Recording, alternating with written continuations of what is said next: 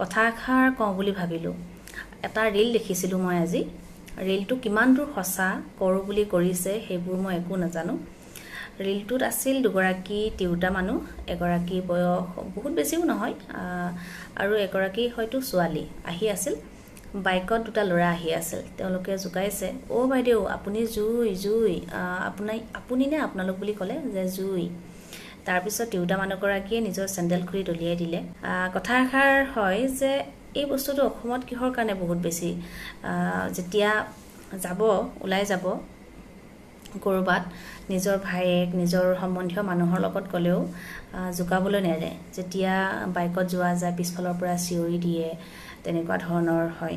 তেনেকুৱা পৰিস্থিতি মাজে মাজে আমিও নোভোগা নহয় যেতিয়া ঘৰত যাওঁ। ইভেন মই নিজৰ ভাগিনৰ লগত যেতিয়া বাইকত গৈছোঁ, মোৰ ঘৰৰ পৰা কেই কিলোমিটাৰ নিলগত ইভেন চিনিও পায়, হয়তো ভাগিনক নাপায় কিন্তু মোক চিনি পায়। তেনেকুৱা মানুহেও চিনি পালেও যিহেতু আজিকালি দূৰত থকা হয়, গতিকে চিনি পোৱা মানুহেও সেইখিনি ক'বলৈ শংকাবোধ নকৰে। কিহৰ কাৰণে বাৰু এনেকুৱা ক'বচোন। আৰু ছোৱালী বা বোৱাৰীৰ লগত এই যিখিনি ঘটনা হয়, আপোনালোকে কওক, যিসকলে তেনেকুৱাকৈ চিঞৰে, সেই শিক্ষাটো বাৰু আপোনালোকে ঘৰৰ পৰা পায় নেকি?